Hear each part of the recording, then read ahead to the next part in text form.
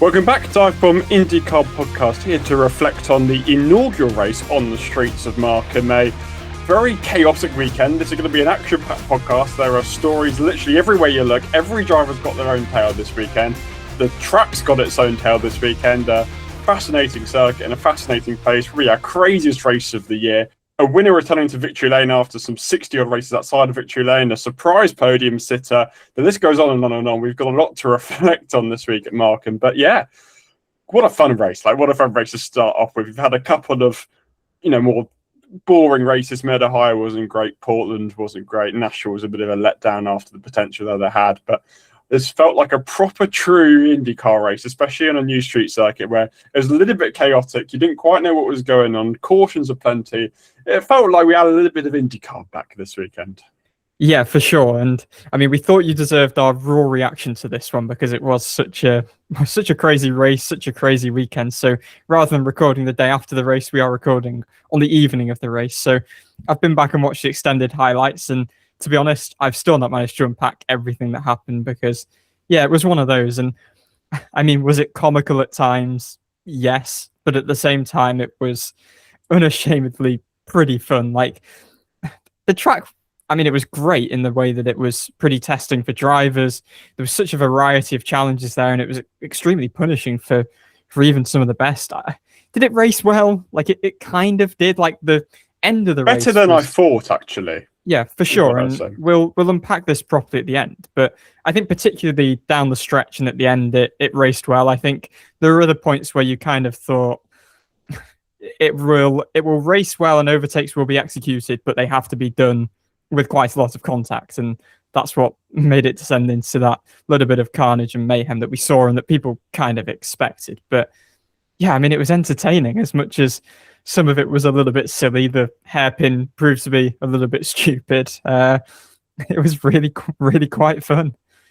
And it was most fun for Marcus Ericsson, who returned to victory lane for the first time in 63 races. This race I'm going to get onto a little bit later. It's very reminiscent of Nashville 2021, a race that Ericsson himself won. He really thrives in new street courses. We saw that earlier this year in Arlington when he claimed his maiden pole position. But this would be a hell of a lot sweeter considering kind of the last couple of years he's been through since his last victory. Obviously, last year was just such a disastrous year, and this year he comes in with new momentum. He looks a lot stronger, had a close call in Gateway, and obviously had that contract extension last week. And it just really reaffirms why Andretti Global decided to put their faith in Marcus Ericsson for another year, despite kind of all the torment that he went through last year. And it was one of his best drives, possibly his best outside his Indianapolis 500 victory. He was composed, measured. He had pace all throughout the weekend. He qualified well, the only Andretti in the Fast Six, which was a bit of a surprise, where he made decisive moves when he needed to, even when he was pegged back by strategy, and was very patient with his overtakes. And he managed to race excellently, whether he was up front or kind of hunting down for the podium and ultimately the victory. And we've said this a few times this season about how we're starting to get the Ericsson evolved. Maybe not quite the level of consistency we've seen from him in some cases, but those top 10s and top 5s are becoming a lot more aplenty. And maybe what was missing was kind of that real headline. And this was absolutely that headline, and his first victory since St. Petersburg 2023. So it has been an extremely long time. And that's going to feel all the better for Marcus Ericsson. Obviously, a first win in Andretti colours has been probably long overdue in his mind. And just really a superb drive. Like he was near faultless. He executed that race fantastically. Yeah, 3.5 years or around about that. Pretty much getting on for exactly 3.5 years in a few weeks' time since he last won a race. So a long time. Like he actually questioned, was it actually that long? I think he thought it was maybe 2.5 years. But yeah, right back at the start of 23. And I know you question whether he's driving quite as well as he was at Ganassi, but I actually think today was evidence that he possibly is driving as well as he ever has. Maybe, obviously, we need to see the larger sample size in terms of more consistency, but I would say this probably was, as you mentioned, aside from his Indy 500 win, his best performance in IndyCar. And this time, as some of his previous street course wins, it didn't take a red flag or any sort of circumstance. His first win without a red flag, by the way, is a statistic going around, which is... Exactly. So, I mean, this was purely done on pace, and it wasn't without adversity. And I think adversity is a word that I associate with Ericsson really in the last couple of years, because it has been so rough at Andretti. And the first year was pretty underwhelming, and last year was pretty disastrous when he felt like he'd kind of unlocked a few things in the off-season. But the upturn we've seen this year in terms of him really kind of being on a par with his teammates for the most part, and anything that's going awry is not really his fault. We're not really seeing as many off weekends. There's been a few, particularly maybe a bit earlier in the season, but anything that was going wrong has been bad luck, whereas last year he was purely uncompetitive. And we're back talking about Ericsson being an extremely steady pair of hands and driving with such confidence. And you can tell when Ericsson's driving with confidence because there's this real measured aggression to him. Obviously, the pace that we've seen from him in qualifying quite often this year, but more so like today when he was getting the moves done and this adversity that I touched on, like he had that in the race because they didn't necessarily win this race with the best strategy because they kept him out under one of the many cautions when the rest of the leaders pitted, and that pegged him back a bit. But he just had such pace. He was driving with such poise. He was driving with such kind of fluidity as well. It was all so smooth and so well executed in the way that we really came accustomed to in those real kind of heyday years for him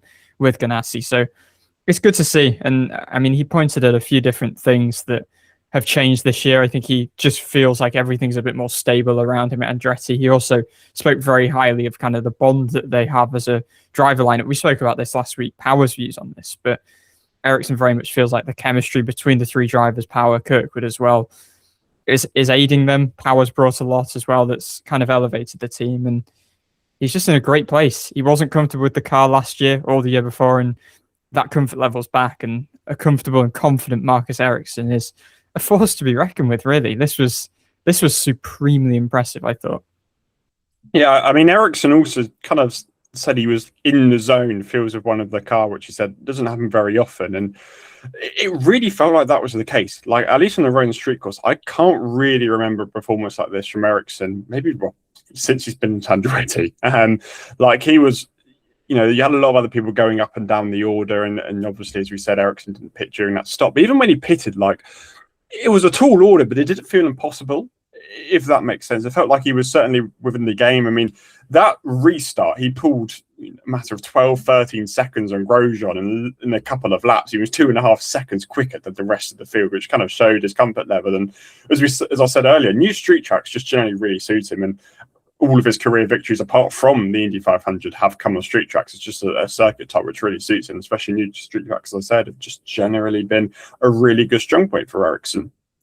And just to mention kind of the run into the checker flag and that charge through, I mean, it wasn't without its fraughtness. I mean, he had the moments at the hairpin where he was kind of the only driver who was really making clean moves at the hairpin, which I guess speaks to just how well he was driving, how clinically he was driving when he was making those overtakes. But there was the one that was a bit more untoward on his teammate, no less. And I mean, Andretti were at one point running 1, 2, 3, and that quickly was undone when Kirkwood crashed. But yeah, I mean, Ericsson could have really damaged the day of the remaining two drivers when he lunged on Power and made contact. Power, I think he had a bit of an expletive-laden radio in the immediate aftermath to that. But to be fair, he was kind of quite relaxed and laughing about it afterwards. I think Power said actually he was going to let Ericsson through when Ericsson made that lunge. And yeah, all was well, thankfully. But I mean, that could have been a bit disastrous. But Power ended up finishing third. Again, like not pitting him either under that caution when everyone else was pitting. And it just felt like a risk. And for me, like Power finished third, I think he and Ericsson would have both been in an even more favourable position where they weren't having to charge the field. If they'd just pitted there with the rest of the leaders, I don't think they would have had any of the I guess effort of having to come back through the field and pass Grosjean and pass all the rest of those leaders. So yeah, one to ponder, but ultimately Power finished third, which was where he was going to finish regardless of the Ericsson contact or not. And another good weekend for Power, another great weekend for Andretti as a collective, who are, as Ericsson kind of alluded to as well, just delivering on every type of track now. And they're becoming the force that we've kind of felt they need to become for a few years now. I mean, it was really a strange weekend for Andretti Global, and in many fronts, we expected them to be quick, given the fact it's a street course and it's a new street course. We saw how good they were at Arlington, but I guess Ericsson was probably the least favoured of the three. And Power's weekend, as we said, was kind of really messy until the race. He obviously had that massive crash in practice, crashed in qualifying, which in turn really hurt his teammate Kirkwood. And obviously him and Kirkwood took engine penalties and both started at the back and cycled pretty well forward to the front. And it feels like power has kind of settled in now a lot more with Andretti compared to start of the year. Yes, there are still a lot of errors as we saw in practice, but that's a fourth podium of the year. All bizarrely third place. And qualifying as well. I mean, he spun in qualifying. That was why he was going to start at the back anyway. Got his laps deleted. So a couple of errors there. Yeah. But yeah, another podium. Like, that's a fourth of the year. It feels like they're getting a little bit of momentum. And the start of the year was so rocky. Like, a lot of that was execution. There was a few team errors. There's errors on Power's part. But it now feels like it's all starting to come together a little bit more. And, like, I don't think Power's still at his absolute best, but he's 95% in the way there, and feels like on Andretti's side they're performing a lot better as well. And Power just seems so happy. That's like the biggest thing. Like, he generally seems to just really be enjoying racing around Andretti. You've mentioned the chemistry between Kirkwood, Power, and Ericsson is really, really strong, and I think that bond which Ron Rzucki has spoken about is going to be really, really important continuing to next year, because they seem like a formidable trio who are at least performing on track really well together as a free, which we haven't seen a free car lineup be competitive at Andretti race by race in a very, very long time, and it feels like they are in a pretty sweet spot in a minute. Yes, there's still ultimately a gulf to the consistency we see from the likes of Palou, but they're certainly becoming a bigger force. And Ericsson mentioned this, Power's having a huge impact on setup and that kind of thing as well, which we knew he would have, but it's interesting to hear him kind of echo that as well, and the influence that Power's having. And I think it's particularly clear. We spoke about it last week at Portland. That was a track they've turbo out. Short ovals, we've seen a big improvement there. Andretti were always strong at street courses, but again, I think Power's influence has been a massive addition to that team. Even if he's not the one, well, he's the only one who hasn't won this year out of that team, but I'm sure that will come with time. It just seems like a good place to be at the moment. Like, Power does, and I'm sure we're echoing kind of what we said last week as well, obviously with this being successive podiums for him, but he just looks so relaxed. Like, after his qualifying mistake, he said he was annoyed. I mean, there's an argument that the red flag was kind of thrown a bit hastily as well, and he could have been frustrated at that. But even in the interview immediately after, like, he was still like fairly relaxed about the situation. Like, and that seems to be reflected, I would say, in the way that he's driving. He just seems to be driving just pretty freely. Like, obviously, we mentioned the mistakes, but it's a hell of a performance to come from the back to the front like that. And he seems now to be genuinely pretty happy with this year. I know, obviously, the way it started was frustrating in many ways, and I mean, it could hardly have gone worse, particularly in the very early rounds. But he said after this race in Markham that he's generally pretty pleased with the year. And I mean, again, like, after the Ericsson contacts, apart from the big kind of initial outburst on the radio, he was pretty calm about that. He just seems like he is in a really, really good place, which is it's good to see. And I said this last week, it just seems so normal him being in Andretti colours now. And I don't think I expected that coming into the year, obviously, after such a long time with Penske, but he's found a proper home there. He's still not top 10 in points, weirdly. He's close, but he's still not top 10 in points. Rinus VeeKay above him is no podium, he's 10th, and Power's got 4. Ericsson hasn't moved up as much as I thought. He's still in 9th. So it is the weird standings we were speaking about last week. And it's obviously worth touching on Carl Kirkwood as well, just to round out Andretti. He was probably the pre-weekend favourite, being a new street course, as we said, and it never quite clicked. Like, he was obviously frustrated at qualifying because Power's incident had basically meant Kirkwood couldn't transfer, which was a surprise to that engine penalty, as we said, which meant he was at the back, and made like good progress. Like, as you said, it was 1, 2, 3 at some point, and obviously a bit of a clumsy error. We saw a few people do it. Louis Foster will get onto a second, as well as Mick Schumacher, kind of tagged that inside wall and then Kirkwood pelted into the other wall into turn 4, which damaged both of his wheels beyond repair. And I feel like we haven't seen that mistake from Kirkwood very often. Like, he kind of blamed the way the wall was designed. It wasn't a curved radius. And this is a common sentiment that the walls are quite jagged, so it's very hard when they're kind of cornering to see the bits where the wall is basically just sticking out, and that's why it caught out so many drivers. Yeah, but a rare error for Carl Kirkwood. I don't feel like we've seen that from him often. Considering the expectation and considering the pace that they had, I feel like he just didn't. I guess it is a bit of an execution problem. Ultimately, qualifying, like, he could have probably got it done in the first half of qualifying. Like, he definitely had the pace to. And yeah, it just felt like he was a little bit off this weekend compared to what we see usually. It's obviously a big hit for his championship hopes. I thought once again him and Malukas were going to flip-flop, by the way, but Malukas obviously hit the wall late on, which prevented that from happening. His gap to Palou is 133 now after that as well. So I think this was, I'm not going to say there was a championship battle because there isn't. There was a chance for Kirkwood to take some points off the deficit. And yeah, it just turned out to be a bit of a rare, messy street course weekend really for Kirkwood. I guess the fact that we're so surprised at this is really a reflection on how reliable a pair of hands he's become over the last few years. Like, he had a lot of errors in his rookie season with Foyt and very quickly became quite a buttoned-up driver. And that's why he's kind of been up here in this quote-unquote championship fight. And I guess this year, kind of for a bit last year as well. Like, he just doesn't make mistakes. He has become a real consistent force. So yeah, this was a surprise. I guess it's also a reflection on just the track, how much it was biting even the most seasoned drivers. Palou crashing in qualifying. I mean, that was a major shock. We just don't see errors like that. And it was just catching so many drivers out. But as you say, it slashes basically any slim championship hopes he had. It was a pretty scruffy weekend for Malukas as well, to be honest, in terms of that picture. Now, I mean, the battle for second in points is really hot in it with Kirkwood 409, Malukas 405, Lundgaard 403, O'Ward only 385 as well. So all within 25 points. We should do a championship if Palou doesn't exist. This would be awesome. That's pretty interesting. But yeah, just on Malukas, because he's kind of the other guy who's really been the player inside that top three.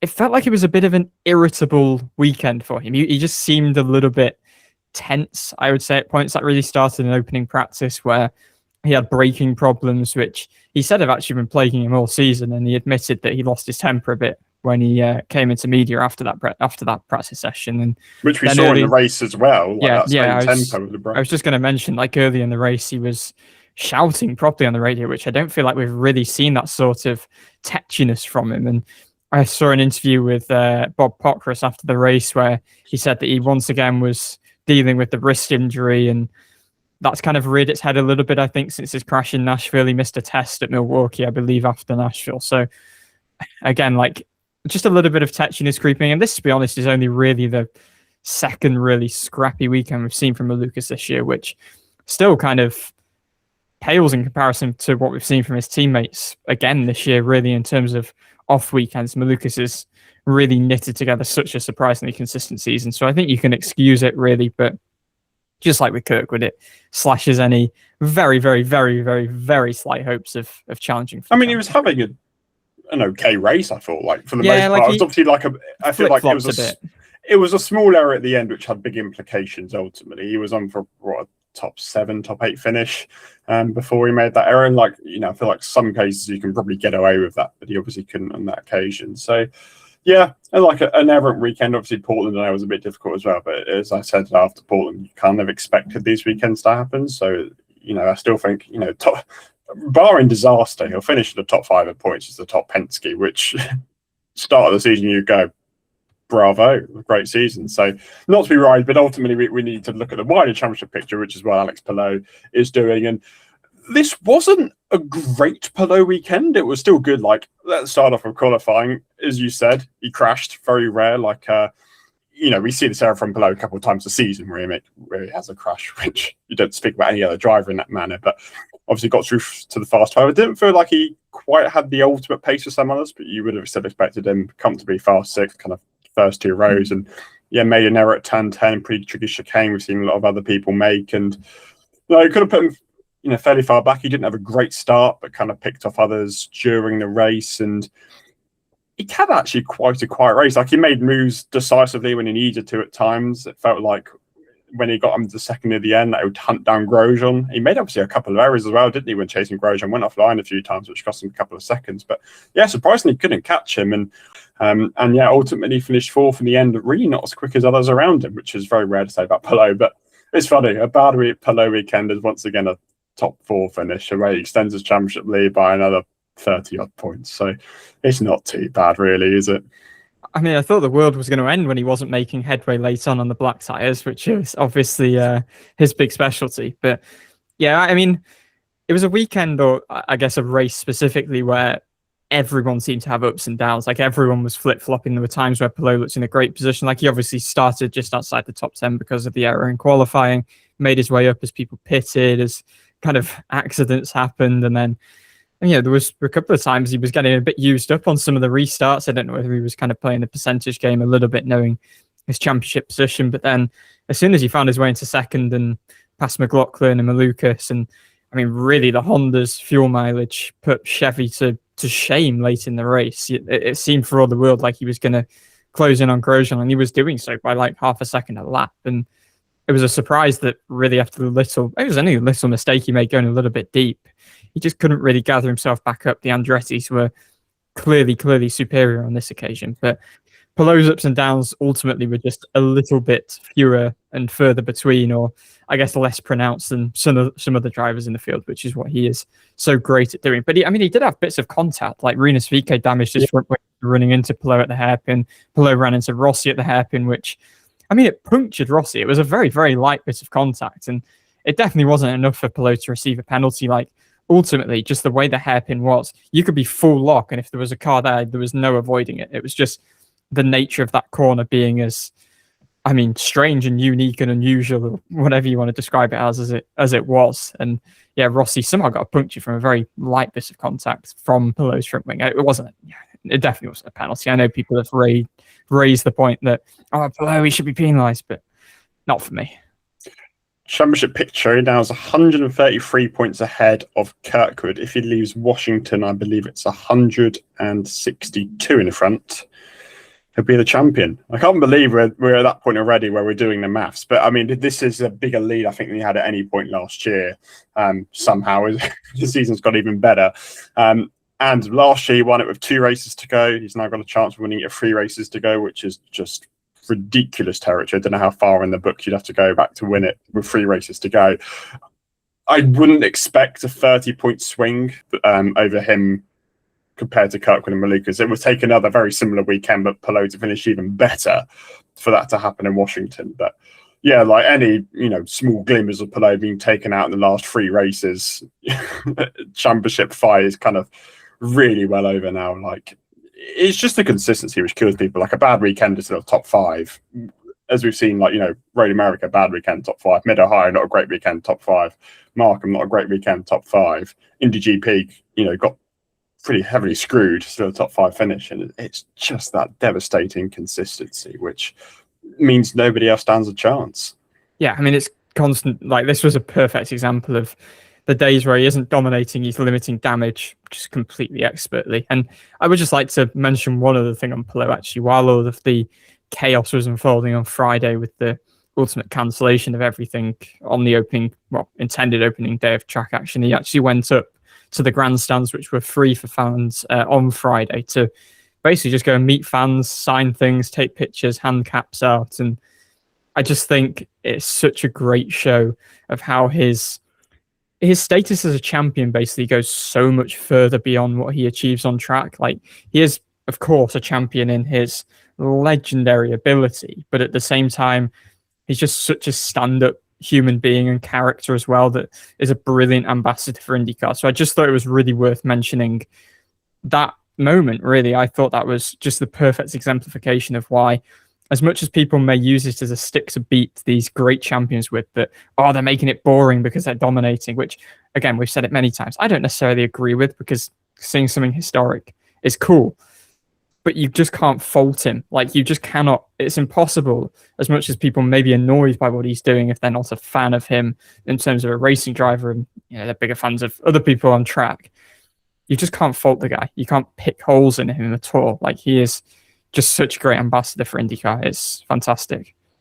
Kind of lost in all of this is Romain Grosjean, who finished second, his first podium since Barber 2023, his first podium with Delcorder Racing in 5 years. And I'm glad after all of that, we got a slightly random podium finisher. Like, you always get a couple of seasons. I feel like we haven't really had that so far this year, apart from maybe Ray Hill. We've got a random podium finisher in Romain Grosjean, who drove a really good race.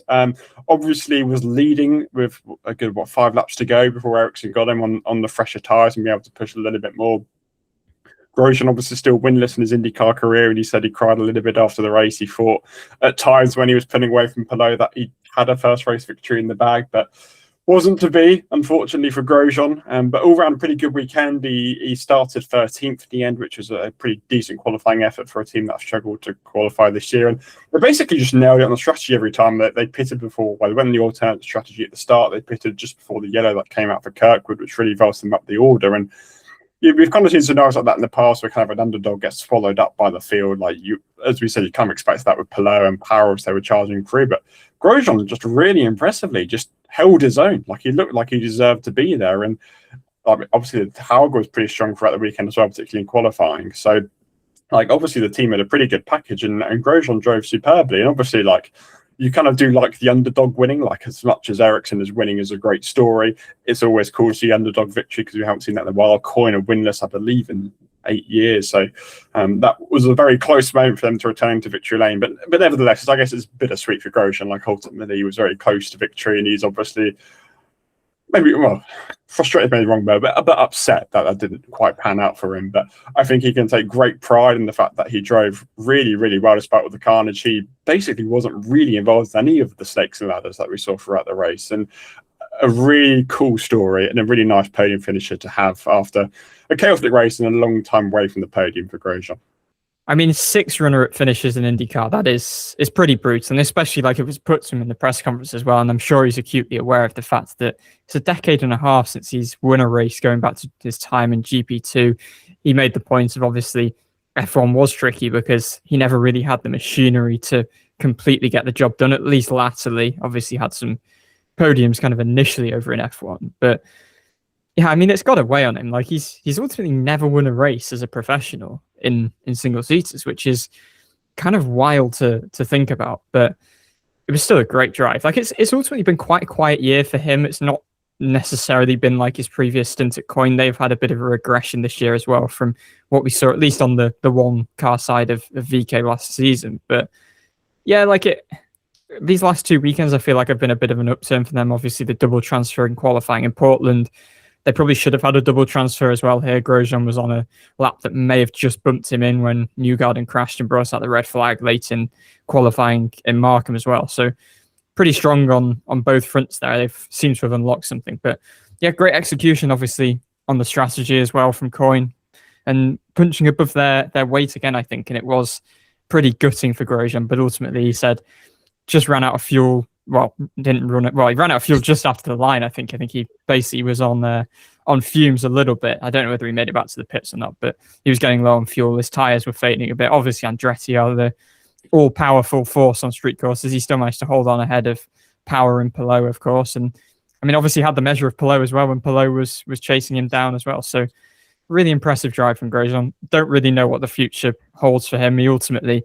He actually quoted Andre Agassi's book saying that you can only control what you can control. And that was kind of the race here. And he absolutely maximized it, put himself in a great position. And yeah, this was a nice flurry late in his career for Grosjean. A nice reminder of the talent that he does have and what he has brought to IndyCar occasionally over these past 5 years or so. Yeah, only at first or 10 of the season, interestingly. St. Pete, obviously, they had an insane weekend to call in Indianapolis 500, which we always know is a bit of a crazy one for results. So, yeah, and breaks however long race streak, 6 race streak without a top 10 for Grosjean. So, good going. I would just like to mention Hauger while we're kind of on the point of Coin. This was, I mean, successive fast 12s at the point where, I mean, this is a really crucial time in terms of his future. None of the rookies have their futures secured as the ongoing Rookie of the Year battle, but Hauger's delivering when it matters. Obviously, this was his first Fast 6 appearance, qualified 5th since the season opener, his debut in St. Pete when he qualified 3rd. And you know what? He started the race pretty well. Like, I think he was holding people up and kind of allowing the top 4 to get away a bit, but he was still holding his own and running inside the top 5. And then everything just went to pot over 2 laps after the first restart. Went deep in the hairpin on one occasion. Got used very deep, bit. By the way. He went like, he wasn't even close to me. I'm not really sure what happened because it didn't even really look like he locked up. So I'm not entirely sure what happened. I think he maybe just got a bit offline. But then he kind of lost a few places, gathered himself back up, looked like he was going to be kind of on the brink of the top 10.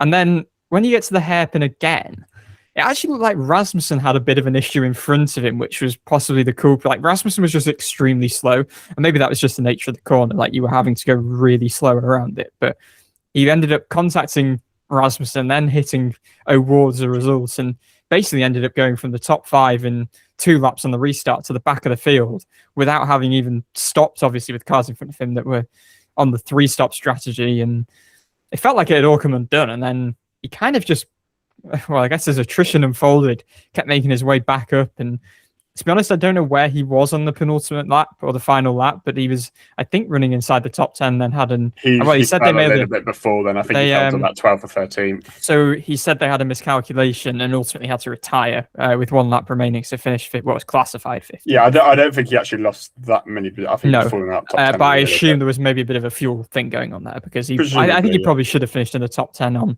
the way that he performed. But it was as his fellow rookies were making mistakes, Collette with a big mistake in practice, crashing, Schumacher obviously crashing out of the race. This was another weekend where in this rookie battle as they're all kind of searching for drives for next year, this was, I didn't think one that would do him harm as much as those couple of laps were pretty disastrous for, pretty extreme circumstances. I mean, he's extended his lead in Rookie of the Year a lot. I think it had gone down to about 20 points at some point. He's now over 30 ahead of Collette. And, with 4 rounds left, that looks relatively comfortable, barring a very strong result for Collette, Schumacher behind him. So, positively, I think it was a good weekend for Helga. One of his best in quite a while, like I would say. And I think it was unfortunate. He was kind of fringe of the top 10, as you say, but he was inevitably saving a lot, which he kind of collapsed down the order at the end. Now, along with a few others, like Malukas and McLaughlin were absolutely falling down the order. There's a few people who were really, really struggling towards the end. And I guess we touch on one of the 2 elephants in the room, which is Louis Foster, a good friend of the show. We'd obviously spoke to him a couple of weeks ago, and he'd kind of spoken about, the struggles, particularly in qualifying, but, there's still a bit of optimism and that he still think they could achieve a podium that season. That was their target. I mean, one thing of note, by the way, that it sounds like he is coming back next season. He kind of confirmed it to the media at Markham that he will be returning. I know when he spoke to us, he was a little bit, he wasn't 100% sure. He was confident, but not 100% sure. So I guess the good news for this podcast is he's returning. So we're going to have plenty more episodes of him next year and hopefully 2028 if his contract is seen all the way through. But this weekend was by far and away the best we've seen Louis Foster until the elephant in the room we'll get onto in a minute. But we'll obviously start off with practice. He was super quick, fastest in second practice, and that kind of momentum carried on to qualifying, was fast throughout all the phases. He was a little bit frustrated in the fast 12 because they'd almost missed the transfer because of some kind of procedural error they made.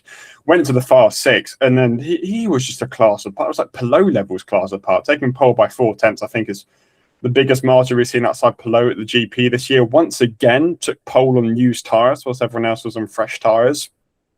And he just looked in a different class to everybody else. And, Lundgaard's did that on occasion with RLL, but this felt like a beatdown of everybody else in qualifying. He got to grips with the track so quickly. I don't know what it was. I think the smooth service helped, like we've seen at other tracks RLL have gone on before, particularly the Indy GP. But I mean, he was just flying throughout qualifying, absolutely superb. Like you could see it from like the camera shots. He just looked so comfortable, like on edge but controlled. Like he knew where the limits were in qualifying, and a second career pole, and it's going to be a huge boost because he spoke to us about how frustrated he was at qualifying, and I guess it's good for his perspective that the team still do have that pace, and that was seen. All cars transferred for aerodynamic racing, including Schumacher's first transfer of the year. So, I mean, that was just superb, breathtaking, really. Yeah, I mean, it's quite a turnaround, really, because he told us a couple of weeks ago, and only a couple of weeks ago, that he felt like they've lost their qualifying form basically overnight, and they kind of kept trying to figure things out, and they genuinely just couldn't find why. So, I mean, I hope they actually know why they were good this weekend. I know that's kind of been an issue with RLL in the past, that they've been quick places, but they've not necessarily managed to find the magic formula that transfers that everywhere else. But I think my fear after him being so strong in practice, like he was third in opening practice, ultimately his practice 2 topping time was the quickest in practice all weekend. And my fear was that, like we sometimes see with RLL, who mysteriously kind of through weekends may fade, like it was just not going to transfer, but absolutely carried over to qualifying and just looked, so confident in the car. Like he just, for the first time this year, I felt like it looked like he just had trust back in the car, because I mean, last year qualifying was the specialty, and he wasn't racing as well. And this year it's kind of flipped. And I know his kind of gaining of positions and racing better this year is partly owing to the fact he's qualified worse. But that bit's been figured out. It was qualifying that suddenly had just gone. Like his on road and street courses, he's been qualifying ahead of Markham, an average of 4 positions lower, which is pretty stark, really. Like he was in the Fast 12, 7 of 11 road and street races last year. He only had 2 out of 9 before Markham as well. So again, like a massive downturn in form. And this was rampant. I mean, there was such a sense of inevitability that nobody was on his level, like not even his teammates. He rolled off well. They kind of copied his setup and gained back a bit of ground, but he was the benchmark in that team and the benchmark for the entire field. And yeah, he said he was driving a bit angry in that Fast 6 session after almost missing the cut, but clearly channeled us in the right way. So it was a damn perfect lap. And to be honest, it was a damn perfect start to the race as well. I mean, he got an incredible jump, such a good jump. It looked like he'd almost jumped his own start, but built such a gap over Lundgaard very quickly, very confidently. And, it kind of plateaued, I would say, about 2 seconds, but it was just a really well managed start. It was very well disciplined. And ultimately, I think RLL took too much of a risk by basically keeping him out while all of the other kind of contenders had pitted. And lo and behold, as has been a case quite often this season with various drivers at the front of the field, they were burned by the caution that came out for Armstrong's rather pathetic little spin. Dropped Foster. I think did he drop just outside of the top 10? Or it's about 12. Yeah, so just outside the top 10. And ultimately, that was where we saw this side of Foster that I think we know that he's an aggressive driver when he's coming through the field. Ultimately, he looked comfortable out front. And when he's been in Indy next, and he dominated that series, obviously, in 24, it was kind of like he was back home when he was out front. But also that season, we saw some remarkable recovery drives. And this was that sort of racecraft on display again. Like he was just so clinically and decisively picking cars off. Like Palou, great outside move. He lunged inside on power. Like he was standing up to the big guys and making them look inferior. And yeah, then ultimately comes up on Ericsson and disaster strikes. Yeah, and you feel like you had the move, and then he just suddenly gets his volt speed into the wall. You didn't quite see what happened on the first replay until you notice he clips that wall and flies into the outside wall. The good news is he was okay, because that was a nasty hit. It was a big hit, loads very of high velocity. I mean, ultimately, like the car did its job and it's so strong, but I mean, pieces dissipated. Like we sometimes see hits. Took a long time as well. We sometimes see hits where the car stays quite intact, but that was a big hit. I don't know why there wasn't a tire wall there, to be honest. Like, and all the energy kind of just vaulted into the car. Like he came to a dead stop. It wasn't like Kirk waiting on the drag to the other side. It was, stopped instantly.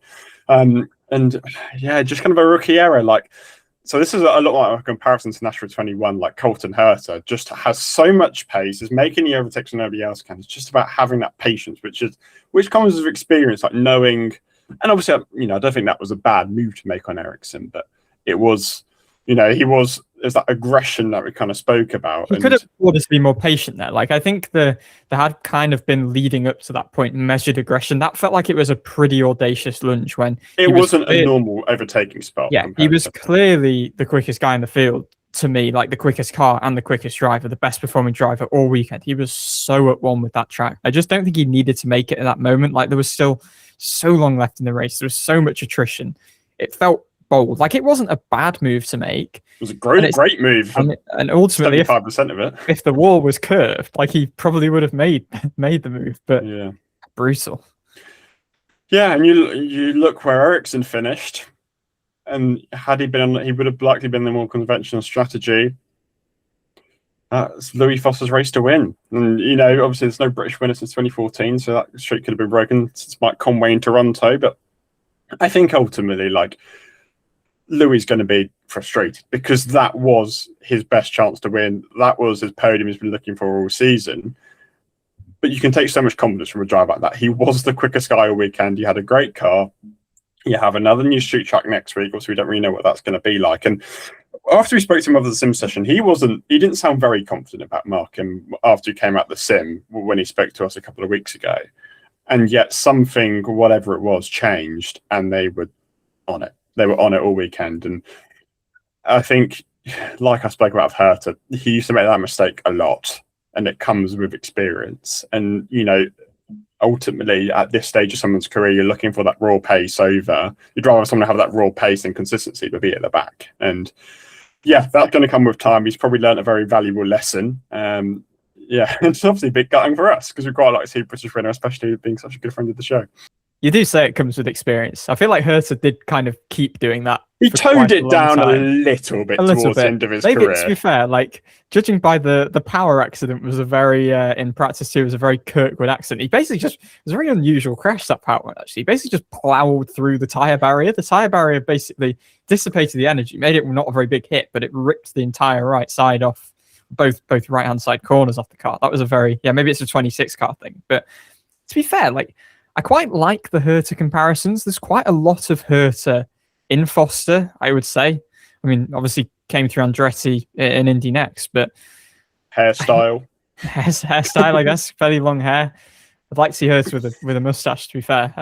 But no, like genuinely, like the raw speed that he has when he has a car that underneath him, and obviously Herta being with Andretti had that more regularly than Foster does being with RLL, and kind of their constant in recent years state of flux and being great, but also having a really low floor and all of that. But I think last year we didn't really get to see the best of Foster in races purely because he was with this kind of aggression that he has, which is again quite a Herta type thing.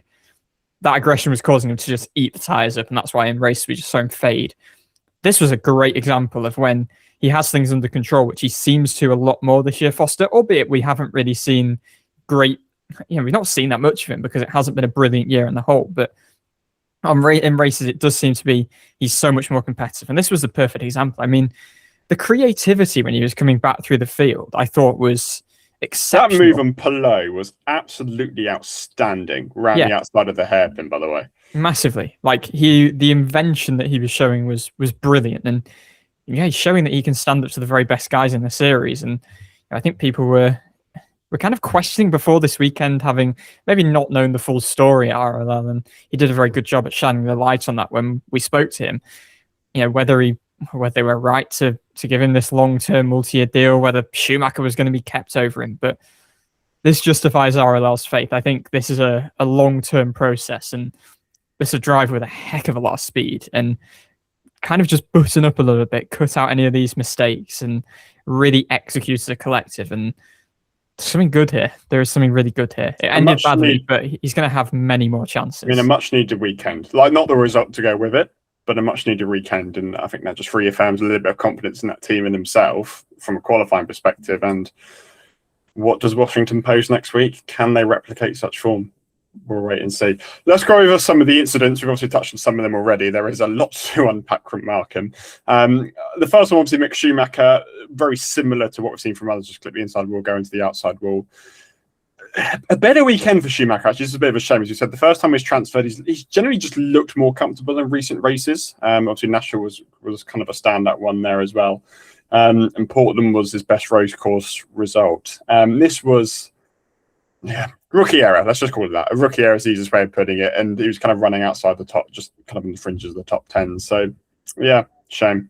I think it's easy to forget because of his vast experience elsewhere that he ultimately is still a rookie, and he's a rookie in the purest sense over here. Like, I know everyone obviously talks about the ovals, which seems to have come quite naturally to him. But road and street courses, these are very different street courses to what he has in F1. You don't see a hairpin like that in F1. I'll give you that. And it's just generally more raw, and the road courses are a different beast as well. And I think that's part of a reason why, compared to Collet and Hauger, who've obviously had their time in Indy next, it's just taken a bit longer for Schumacher to get up to speed. I think people kind of maybe forget that and expect because he's been to F1, etc., he's just going to come and be up to speed like immediately. But he does seem to be just finding a little bit more comfort. Like, this was ultimately a weekend where the playing field was leveled somewhat because it's a new track for everyone, and ultimately playing field level gets into the Fast 12.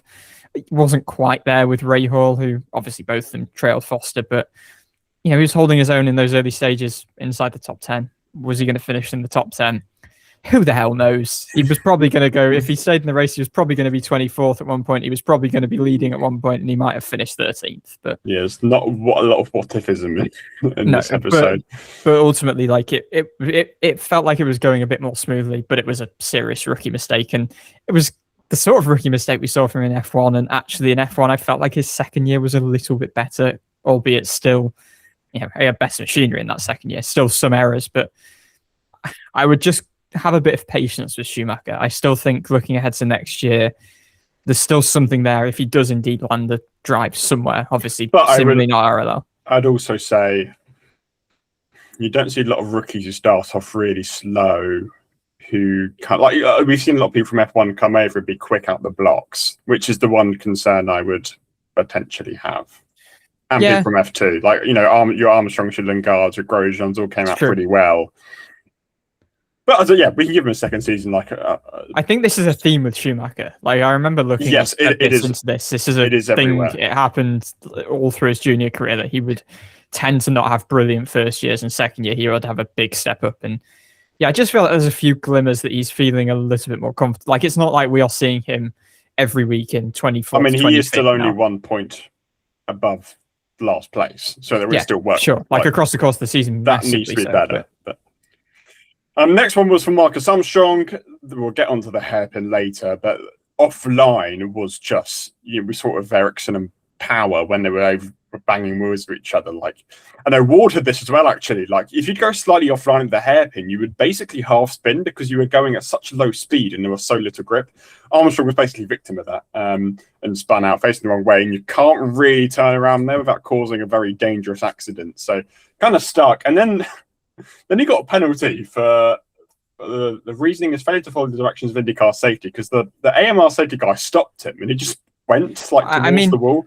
I would interject it. I know it was a funny picture, but that's pretty poor from Armstrong. That's my point. It was pretty bad. Unless he didn't see the instruction. But the field was also coming towards him. You have the pace car coming around the hairpin. He pulls out. The pace car has to put on the brakes and basically stop the field. You end up then having VK and McLaughlin essentially having to stop and reboot their cars under caution because they're going so slowly, because they've had to all kind of put their anchors on because of Armstrong doing this pretty stupid move. But it is weird. Like, the exit of that corner was very, very strange. I guess this is a good time to maybe just talk about the hairpin. The exit of the corner, it's a very unique corner. First of all, because it looks really tin pot. Should we get on to the first thing, which it wasn't supposed to be like that? Because the renders had this kind of 180-degree tight hairpin, but it was kind of a naturally curved corner. Where you saw it went out on the exit, that's where the corner was supposed to be, and you kind of curved back onto the backstretch. Because of I presume the construction delays, they may have decided this prior, but they didn't tell anybody.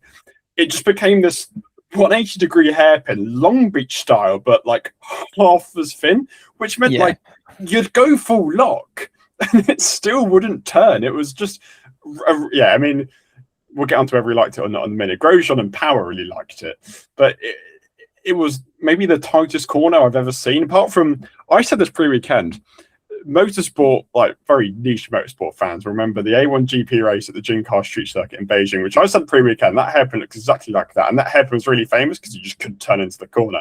I was very proud when Hinch mentioned it about 10 minutes into the first practice, and I felt like a genius. That's like the tightest hairpin I've ever seen, apart from that. I will be honest, like if they're going to not reconfigure it and keep it as it is, they need to spruce it up a bit because it did look a bit pathetic. And part of what I liked about this track was it was really kind of raw and it just fitted with IndyCar. Like, it was the way it was punishing and, as I've mentioned, like catching out all sorts of drivers. But this did look a little bit, just a little bit tin pot, I thought. And the corner was like, it was kind of like, I guess there's two sides to it. There's two sides to the track in general. The over kind of single laps, qualifying laps, it's a really unique challenge. Like, drivers can use different lines, and the way that it's so narrow on entry, and then you obviously have this massive expanse on exit. But then it comes to the race and you try and dive down the inside, you're almost certainly, unless you're Ericsson, going to hit someone. But you're at full lock anyway whilst going to the corner. If you're half a car across, and like I mean, like one car slows down, and then you'd have this absolute melee where everyone is having to slow, and then you've just got, I think it was quite early on, you kind of just had then down that big long straight afterwards, just a sea of cars like 3 wide, and it was, I mean, it's quite a sight. The really funny one was the Rasmussen Hauger one, where a Warthog spun towards the wall as well. And the next image you see is like 6 wide coming out its hairpin because, yeah, you bet like if you're at the back, you were just coming to a dead stop, and then you'd have to go really wide where there was literally no grip, so people were squirming everywhere. It's just ridiculous. But like in that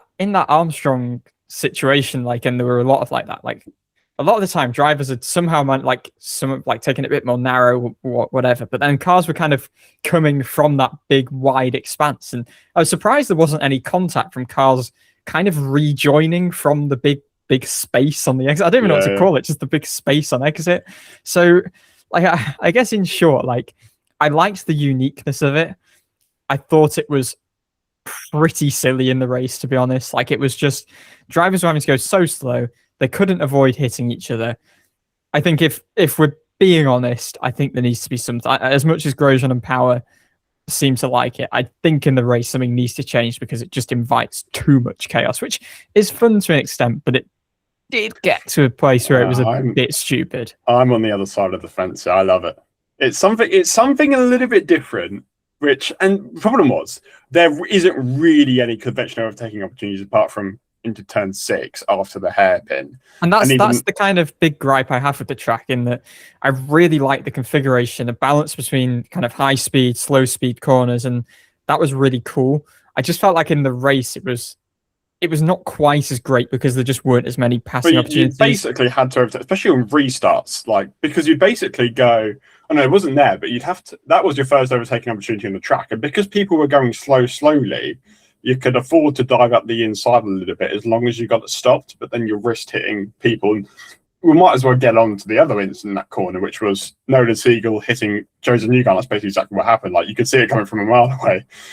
Siegel was trying to go up the inside of someone, and Newgarden was basically there. So, and Newgarden, where was it? Was it Mid-Ohio or Road America where Newgarden hit Siegel? America. But Newgarden was like literally facing the actual like the bit of the hair. It literally would have been impossible for him to move. So, which is pretty unfortunate. But like, don't get me wrong. Like I thought it was really kind of wacky and funky and cool.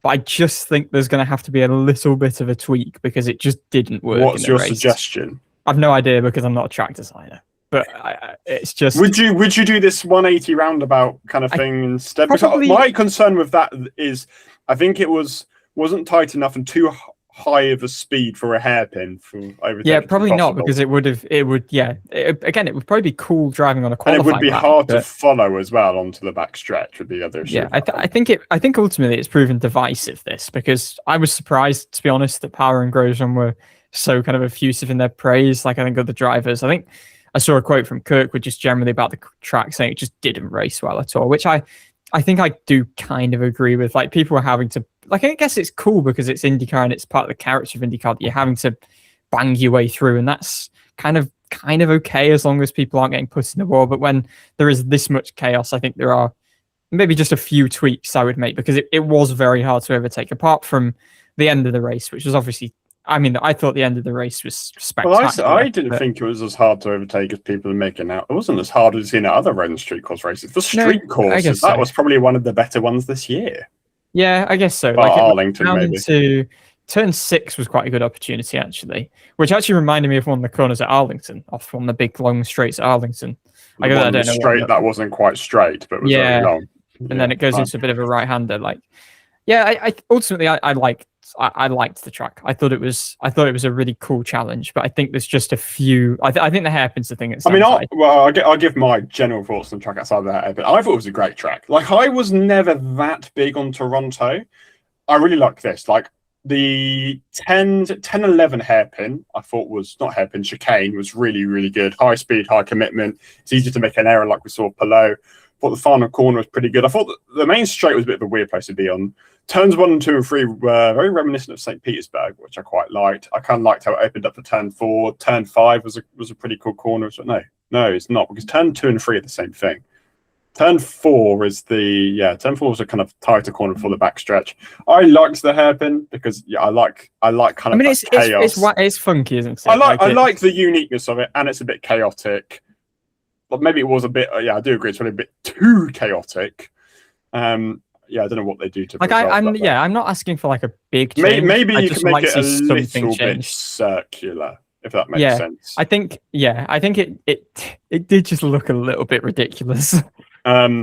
But yeah, like turn 6, I thought was a pretty good spot. Yeah, generally, I really liked it. Like, it wasn't a traditional, like Detroit, for example, I don't think is a great track because there's just 90-degree corner after 90-degree corner.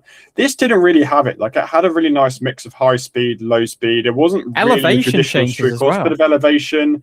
The track was obviously smooth because of the repave. Pit lane was a challenge. Alexander Rossi was miss pit lane. I think it was in qualifying. Yeah, which was quite amusing. Joseph Newgarden ended up pit lane after crashing, which was slightly amusing. Yeah, really nice challenge. Like, I think the street courses go. The drivers. I've got a piece on the DIVEBOMB site about it. It was a hit with the drivers. I thought, like, generally the variation in the track was really, really good. And I thought overtake was better than people made it out to be, and nice and wide in some places. I really liked it. That's what I'll say. I really liked the track. Yeah, I guess to an extent. Like, I think the start of the race was a bit concerning for me, where it was just very single file. But I think once everything kind of, and again, I guess in some ways it's a product of the track that kind of so many different strategies unfolded, and that was where kind of, I guess, passing did start to happen. I mean, there were like, I've not got the numbers to hand. I think there were like 280 on track passes. So there clearly was passing happening. So yeah, like I don't want to sound like I'm being a downer on it at all. Like I really, really enjoyed the track. I think the hairpin was just. We'll do a poll. We'll do a poll, yay or nay for the hairpin. You can all vote whether you like the hairpin or not. 258 total passes, 242 for position with the stats. So that's deep. That's pretty strong stuff. I know a lot of it was, cars slowing on the hairpin and whatever. Any Ontario race, by the way, which includes all the Toronto races. Yeah, and it is an interesting one because obviously, like, some of those passes were if cars are just slowed at the hairpin or spun at the hairpin, and it's kind of it's not a great representation. But yeah, like it was cool. Like, and I know it's ultimately not in a major city and everything. We've spoken about that, and I think we'll get on to Friday at the end of the pod once we've kind of done the main bulk of this. But yeah, I'm happy for IndyCar to come back with maybe the odd tweak. I've got a bit of renewed optimism about Markham. Like, I wasn't sure about moving from Toronto, but I'm a fan. I like it. And the drivers being happy as well. Like, clearly, like, they relish the challenge. All of them were really happy, apart from Kirkwood maybe. All of them really seemed to like it, who were speaking about it. So we've got off track on the incidents. Next one was, we had 5 cautions in 30 laps. This was getting really ridiculous. The next one was Helga touched Dixon. It was at turn 9, I believe. Turn 8, sorry. It was a bit unlucky. Basically, Helga's door was shut, and then obviously Dixon spun, and then Rasmussen kind of ploughed into Dixon because Dixon was going backwards, nowhere to go. Kind of the nature of a street course, really. That was one of those instances. It was actually a bit of a better weekend for Dixon, but still not a great weekend. He is now up to 8 races. Had a top 10 finish. I mean, that winning streak, you think is, well, I think you'd be a surprise if he continued that, I think, at this point. Yeah, I mean, 12th, but it's 278 points behind his teammate Pelot. I mean, it's got less than half from Pelot's points. And on the flip side of it, like, I mean, that something we didn't mention with Helga, that kind of came from him obviously spinning Dixon, and that was given like racing incident. I agreed with that. I think Dixon probably didn't leave him space. Like, Helga, it couldn't go anywhere. But Rasmussen is 22nd in points. I feel like we mention this every week. It's his 7th retirement of the season. He is only 14 points off the bottom of the standings, and it just continues to be a horrific run for ECR. Rossi, I don't think Rossi even ended up finishing the race. He obviously got the puncture, came back out. He was still running in the teams, and then it says he had a mechanical failure on lap 66. But again, why are they having so many mechanical failures? It's another double DNF. This is several double DNFs they've had now. So here, Mid-Ohio, Indy 500, Indy GP, and that's 4. Wild. This year. I mean, Rossi's 17th in points. So Rasmussen is not finished the same amount of races as he has finished. That's just ridiculous. It's been an insane season. Like, and it's not all the reflection on his performance. Obviously, a lot has been going awry, but this wasn't his fault, to make clear. But yeah, he's like, he's only 6 points out of Kai Collette, and Collette hasn't got a top 10 all season. Like, And he's got a podium, Rasmussen, in season Exactly. 3. Obviously, Milwaukee coming up, and that's 2 races at Milwaukee, and that's going to be basically a chance to save his entire season. But yeah, what's gone wrong at ECR? Yeah, dreadful season. But we've got 6 months to reflect on that. Rossi did actually make the fast 12. It's worth mentioning. True, yeah. I still feel like we are in this point where, and I might have mentioned this, I can't remember last week after Portland, but it kind of feels like they're not having that many good weekends. And the bad weekends are still being spun as like, well, at least we learned something, but you've got to evolve out of that at some point. What have they learned from this weekend? I mean, Rasmussen... Well, probably not much from this I weekend. thought Rasmussen had turned a little bit of a corner after Mid-Ohio on Roden Street. He's qualified 21st again. Yeah, I mean, Rossi sure was having an okay weekend, but yeah, I mean, it's just it's hard. It's a hard race to assess people's true performance because of the way it unfolded. Yeah. They're just having an absolutely abject year. And the remainder of the incidents, by the way, were Foster, Kirkwood, and the Siegel Newgarden incident, which we've already touched on. So let's go over a chaotic running order. Now, we usually stop and speak about a lot more of these drivers, but honestly, like we could be here for hours with the amount of stories up and down the field. There are some we all briefly touch on, though. Obviously, Ericsson won ahead of Grosjean and Power. Below finished 4th. Aaron McLaren actually finished 5th and 6th. Once again, McLaren have salvaged a result out of seemingly nowhere because they were once again awful. Like all their drivers were saying they were absolutely nowhere after practice, which is the 3rd race in a row. They've been absolutely nowhere after winning at Mid-Ohio. Lundgaard dragged it onto the front row. Goodness knows how he did that. Hell of a performance. That was an outrageous performance. O'Ward had transferred, but he had a really messy qualifying because he had went off at turn 10. And then did we ever find out who he was? He almost collided with somebody really badly coming into the pits, which definitely earned him a penalty for impeding. But yeah, so he did a messy session, took an engine penalty, and then I don't know how ended up in 5th. Kind of just took advantage of everybody else having a problem because he didn't really have any big issues, unlike other people. Siegel was leading the race for a little bit on the alternate strategy, and before he had to pit. And I think McLaren ending up 5th and 6th and 12th actually is a pretty good weekend considering how poor they were in practice. And we say this every week. How long is the story going to go on for McLaren just randomly being really slow? Like, and yet they're still 4th and 5th in points. I don't know if that speaks more about how poor the rest of the field have been, but there's just so many weekends like this. I feel like last year they didn't really have that, and this year it's tracks where you think they've like Toronto. I know it's not the same, but they won at Toronto last year. But it's like tracks you think they'll be quick at, they're not quick at, and tracks you think they're slow at, they actually aren't too bad at. It's just baffling, really. An interesting stat here, given kind of the outlook that we have, and I think, to be honest, O'Ward and his teammates have as well.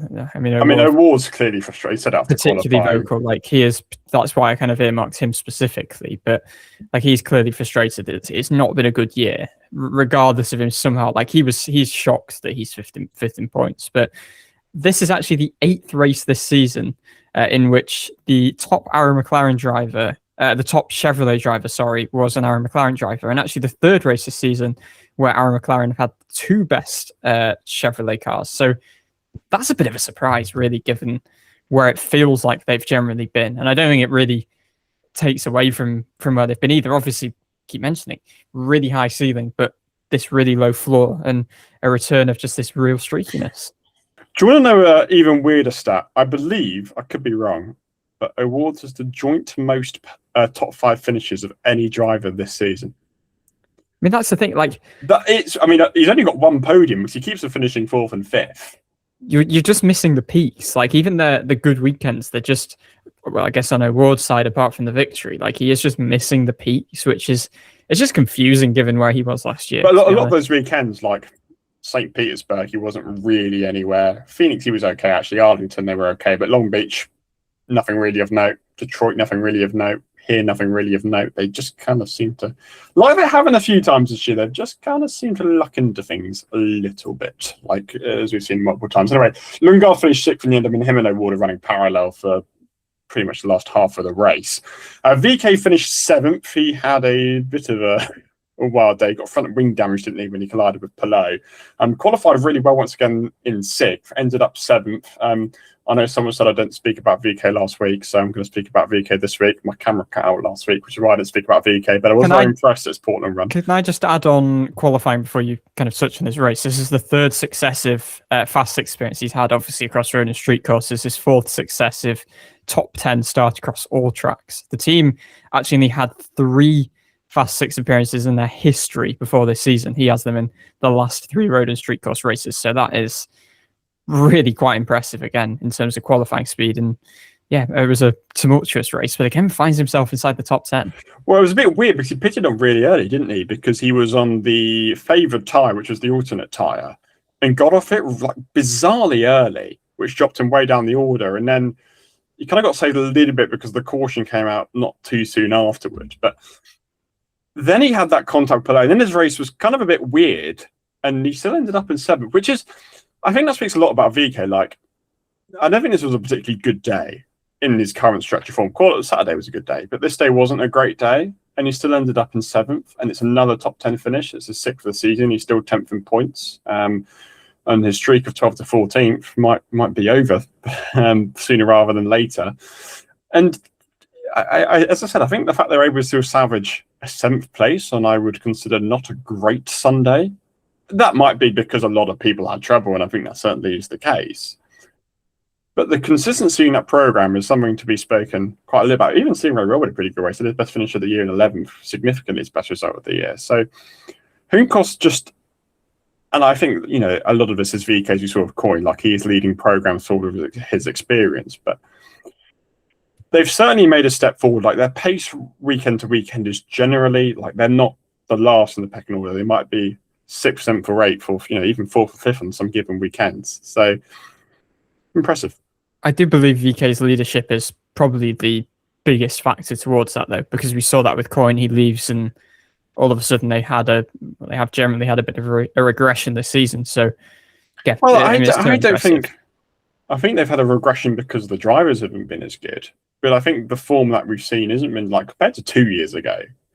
Yeah, the form for we've sure. seen hasn't been bad. In terms of Coyne, are you speaking about? Yeah. Like, yeah, it's been all right, but it's clearly VK's impact is evident. I don't disagree. Absence, I would say. Yeah, I don't disagree about that. But yeah, pretty good run, and I think he might think it'll be close. Power's only 3 points behind him, so he might drop behind him. But you know, he's got a shot at 10th in points, which would be impressive. But yeah, another good run, qualified well once again, as you said, and yeah, it remains to be seen what he can do, or where he's going to end up at 2027. McLaughlin was 8th for the end. He kind of collapsed in the final stint, struggling on tyres and fuel because he was up to, was he at 2nd at one point? Was he 3rd? So I mean, he was pushing for the lead at one point. It was the first time this season I felt like he's really, maybe since St. Pete, been the proper pick of the Penske bunch. Like I could be forgetting something, but he was quickest in qualifying, the only one to make the Fast 6. Obviously, Lucas did qualify 7th, but this was a good weekend for McLaughlin. It just genuinely felt like Chevy lacks the fuel mileage. I think O'Ward was obviously a bit better in terms of just his general strategic situation on fuel. So Rahal was 9th. I don't actually have to speak about Rahal's race, but apparently he made 5 pit stops. So wow. I don't know what's happened there. I feel like one of these chaotic races is not one of these chaotic races if you don't have a driver finishing in the top 10 having made an inordinate amount of pit stops. Very true. Santino Ferrucci had a strangely random top 10 finish. I think it's only his 3rd all year. No, it's his 4th all year. He ran out of fuel literally at the finish like he did at Road America last year. He's had a really bad stretch of races, so I guess that's a little bit better. He's 16th in points somehow, which feels a lot better than the season's actually been. Yeah, I agree. Being frank. But I think, again, this is like big picture, one of those races you just can't read that much into it, I don't think. Yeah, like, just circumstantial, like Rob finishing 11th. Can't read masses into that. Yeah, exactly. Seagull's 12th. He obviously got penalised for taking out Newgarden. Newgarden ended up 13th, and Simpson was the last car on the lead lap. Did he have an issue? Because he did. He spun, didn't he, with like 2 laps to go. So that cost him all that time. I will also just mention Newgarden had one hell of a weekend. Obviously had his crash in qualifying, but then, I mean, there was one stage he was repairing his front wing in the pits during the race. He had the moment he was spun around. I mean, he was all over the place. So somehow, I mean, to be fair, say still somehow finishes 13th. That's because he all you had to do to pick up a top 14 finish was finish on the lead lap. Well, 13 had to do was overtake the spun Simpson. So he basically finished the best he could have done. Sorry, the worst he could have realistically done. And then you have all the people that down Hauger because we ran out of fuel. Armstrong, obviously, because of the spin. Malukas, because he hit the wall late on and had to pit. Dixon, because he got taken out. Or he didn't get taken out. Well, I was half responsible for his own collision. And then Collett, who we didn't really speak about, basically rammed into the side of Rosenqvist at the very start, which meant I think he had a puncture and pretty significant wheel damage. So which was a shame because he was having a good weekend until he crashed in practice. And after that point, it was just a disaster. I mean, it felt like he was in the ballpark with Foster, through practice, and just completely undone. Like they managed to repair the car, but then there was some still, I think, unspecified issue happened in qualifying that led to him grinding to a halt, and then his race could not have got off to a worse start. So, kind of feels like a bit of a microcosm of his season where promise, rookie error, failing to deliver. I don't know what happened on the race start, to be honest. Like he just drove into the side of Rosenqvist. So that's what. Oh, is that what happened? Yeah, okay. Yeah. Because I know there was a picture, he had the engine cover off and everything. So a bit dramatic. And then the Rossi, Kirkwood, Foster, Rasmussen, Rosenqvist had a mechanical failure pretty early. I don't know if that was a cause of his collision with Collett, but it was pretty hard. Another mechanical problem for Shank Racing. Yes, and then they're rounded up by Schumacher and his crash. So this is a fun one. Top 3 drivers of the weekend. Where do you start with this? My goodness. I have no idea. I think Ericsson's a pretty safe first. Yeah, for sure. I think Foster goes in there because he was one of the best drivers this weekend. It's just a shame how it ended. But Foster goes second for me. I think he goes, and then after that, I guess Grosjean is probably. I think my order would be Ericsson, Foster, Grosjean. I would do the same, but swap Grosjean and Foster. Okay, yeah. This was Foster's best weekend. It was just unfortunately ended in the crash, but I'm so encouraged by the way in which he put it together before that point. And as I said, some of the best drivers were getting caught out by this track, which was one of its real perks in terms of being just so brutal. Hopefully it stays like this in future years, by the way, because Detroit, it was a little bit like that, and it's not quite nowadays. So hopefully drivers with experience don't get... it's great that there's... Yeah, it's great, having that sort of challenge as a track. I think that's just really cool. And then, Grosjean third, he probably would have made the Fast 12, maybe would have made the Fast 12. I think he would have knocked Foster out, actually. But he had a very good race. Okay, unsung hero. I don't know where to go for this one because I'm not sure really anybody's that unsung because everybody had a chaotic race. Something happened to everyone. I'm going to go because I think he probably deserved more than he got in the end. I'm going to go for Hauger. Just because of his qualifying. He obviously had 2 disastrous laps which ended his race. He recovered a bit, was possibly going to finish in the top 10. So I'm actually going to change mine. I'm going to go for Christian Lundgaard. I think McLaren was such a bad place all weekend. For him to qualify second and basically run in the top 10 pretty comfortably all the race, it's not bad of an effort. It only helps his bid into his future next year. Funny moments. We're in a bad stretch for this. Toronto, was it 2 years ago, was the all-time greatest for funny moments. So, I mean, one of the first ones I had, I've got a couple, was Arlington tweeting about how far in advance their track was ready on the day that all the chaos was unfolding in Markham with the track very much not being ready, which we will, I promise, speak about as soon as this segment is done. But that was one. The other one was Grosjean in the press conference. I think it was, I don't know, what was he? What did the moderator say to him? It was, we're joined by Romain Grosjean, first podium in the season, best career finish here in his event. He says, no shit, Sherlock, it's the first time. So that was quite funny. I thought Grosjean seemed in a very kind of happy place. And then Grosjean told everyone to hurry up because he's got a flight at 6 p.m. So Grosjean was in I don't think we've seen Grosjean be that naturally humorous before, but no, he was. He sometimes quite, I feel intense almost, but he was very kind of lighthearted. He was in a good mood at Portland as well. He's a changed man. Yeah, that's true after his tyre mounting problem. So they're mine. I think the Arlington tweet takes the cake. And I think it's probably a nice segue onto... Well, I've got one more and then we can segue because the David Malukas on one of the fan on like the autograph session got a Barcelona shirt of Malukas at the back. I've never messaged David Malukas before, but I've replied to a story or whatever saying it's not quite Dorking Wanderers, is it? And on Friday when they were doing nothing, I was asleep and I woke up and I was looking for my DM list. It was David Malukas, and I was like, what? Like, because he obviously had to go through the time to go through his request and check my message, and he said, what was it? True Dorking Tops. So I found that pretty amusing. The fact that David Malukas was so bored, he was going through all his Instagram message requests, just replying to people. So there we are. I've now slid into David Malukas' DMs, listeners. Even though he's a good friend of the show, knows exactly who we are, I hope. Nice. There we are. Anyway, I think we should get on to Elephant in the room number 2.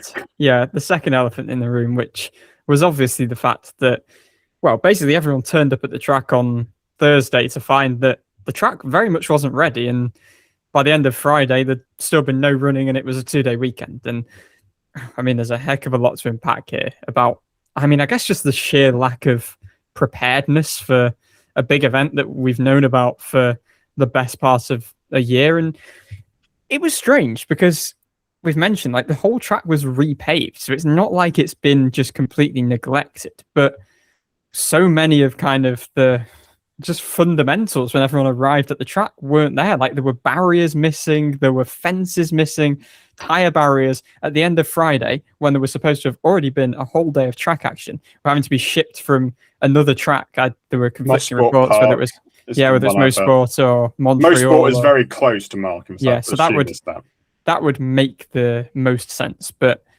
it was a terrible look. Like at this elite level, missing an entire day of an event was a bad look. I think they'd let a lot of people down, whether that is the teams and the drivers who had to wait all day, the media at the track, mostly the fans. Like ultimately it was a free day, at least for those in the grandstands, and they're probably lucky that people hadn't paid, but still, this is a day to really showcase IndyCar and get new fans in.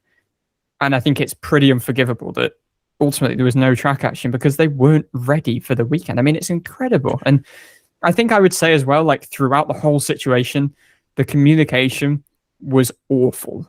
It was 24 hours like after the first reports emerging before we even heard one thing from the event. And to be fair, that statement did apologize to the fans. But then when they'd made everyone wait the whole day before finally calling off the entirety of Friday's track action, they didn't even have an apology in there. Like they just cancelled it and said, we'll be there tomorrow. But I mean, even the first statement, they'd kind of done a slight apology and then said, oh, you can still go and spend loads of money at the concessions. Like optically, it was not a good look. And I think you can kind of point fingers and what have you. Like I think a large amount of the culpability does lie at the hands of Green Savary, who are the promoters of the race, promoters of 4 IndyCar races. They had promoted the Portland race the week before, so quite a quick turnaround. But I don't think that's an excuse. Like IndyCar certainly pointed fingers at them. Like the ultimate statement after the postponement of Friday's action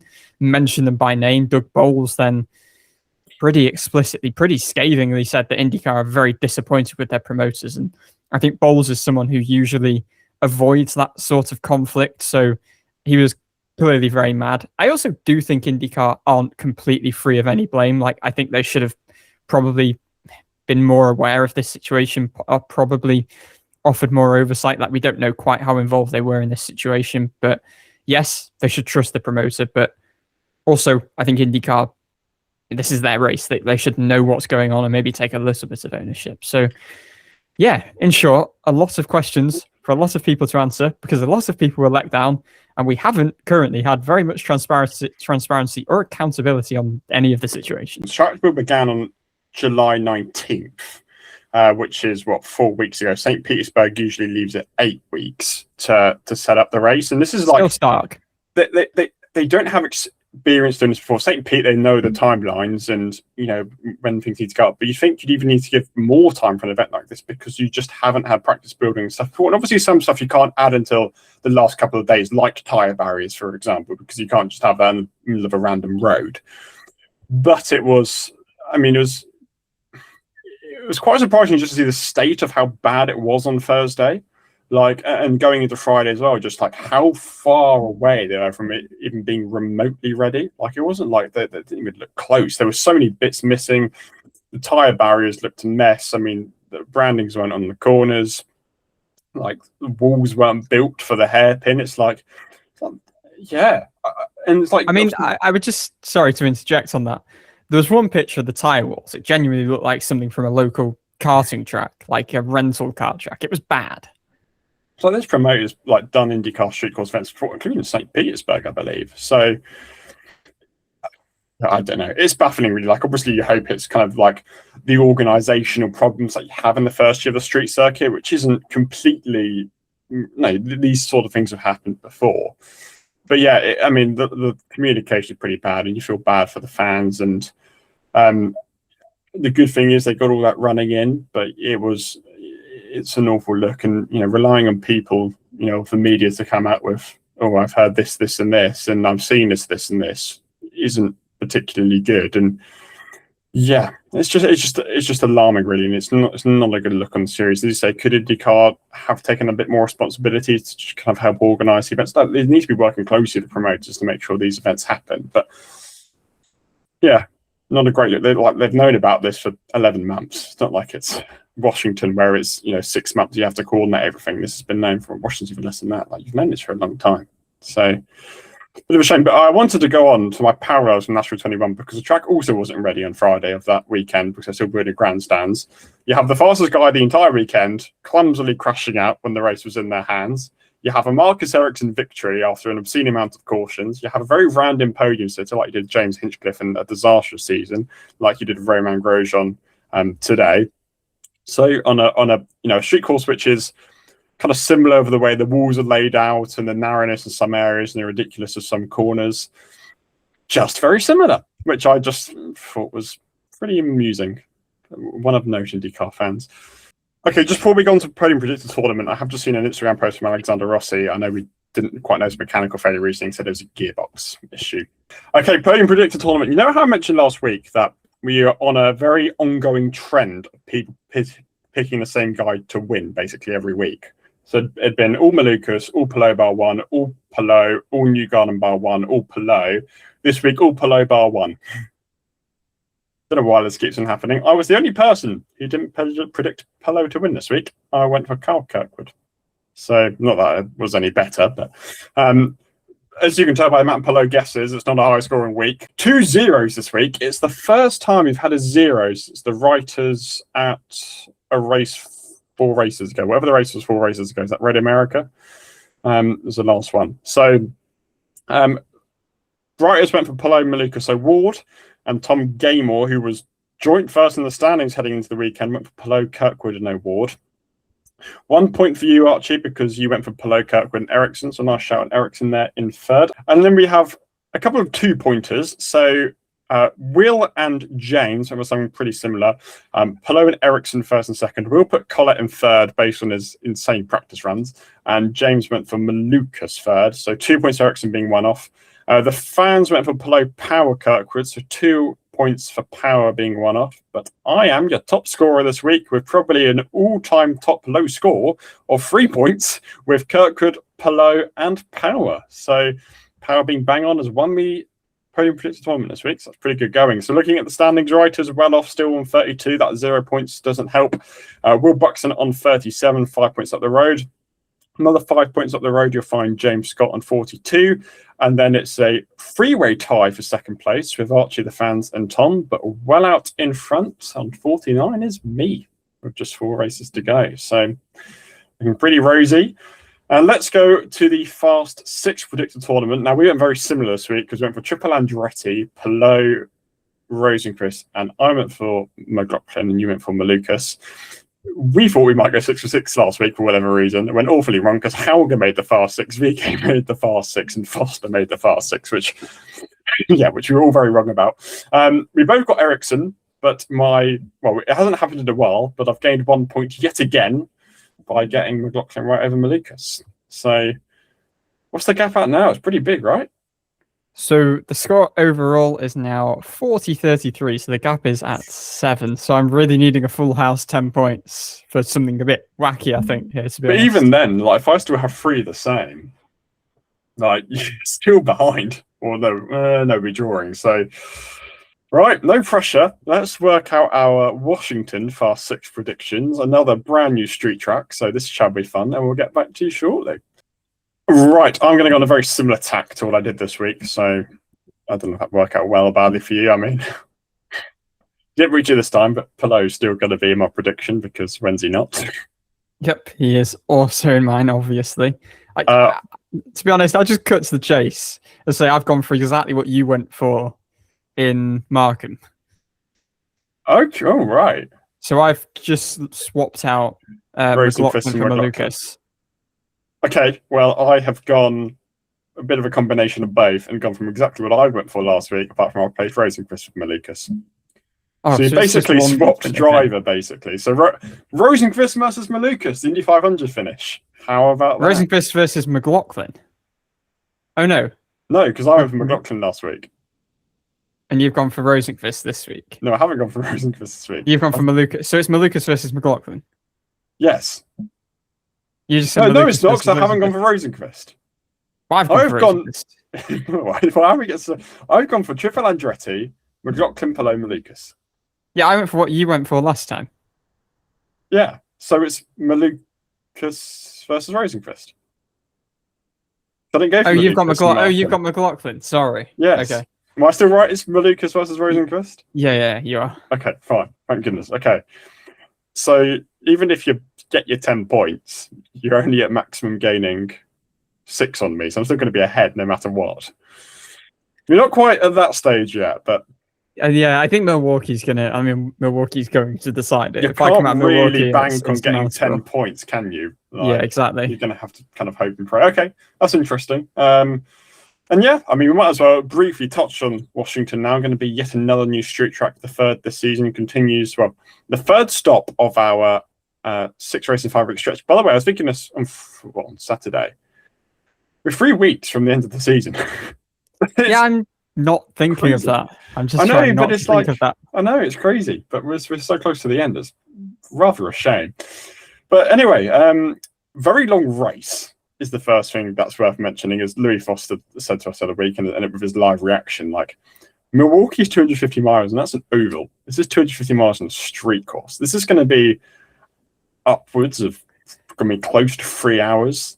You thought today was wild, or, well, 2 days ago when you hear this episode. Just buckle up, because it's not going to get any easier. Yeah, and, like, obviously we don't know anything about it. Like, we don't know how bumpy. There's no, like, hairpin craziness, but, like, you know, there might be some overtaking spots, but not many. It's expected to be more bumpy. The lap time's a lot shorter, so there's 147 laps, and, you know, people are going to be fighting for the futures more than ever. It's a new circuit, and we've seen new street courses, Detroit, Nashville, Markham, Arlington, not so much, but we've seen other street courses be absolutely crazy. We could be in for another one. The layout here is very much quite a lot of 90-degree corners, isn't it? Yes, it is. And it's about, what is it, like 6 proper corners? Something like that. Let's have a look at the layout. It is 7 corners, but one of them looks flat out. So, yeah. I mean, it looks like turn 2 gives you the best overtaking spot. Down into turn 5 seems like another spot, but the track is really small in comparison to other circuits. So, I mean, it's going to likely be a very grand and pompous event for America's 250th birthday, which can be interesting. They say it might come back next year, which I think ruins the fun of it a little bit, if I'm being completely honest. Like, I kind of like the potential of being like a one and done thing. There's one chance to win the Freedom 250, the big IndyCar street race on America's 250th birthday. But I mean, it remains to be seen. But yeah, I think it should be pretty chaotic. So there's your extended review of the Indy at Markham. I mean, we're sorry it was quite long, but I mean, there was no way of really avoiding it in a race of that nature. And we should have an interview coming out later this week, which would be really, really cool. So stay tuned for that. But otherwise, we'll be back on next Tuesday, hopefully, for our review of the Freedom 250. But for this time, thanks very much for watching. Thanks very much for listening, and we'll see you next time.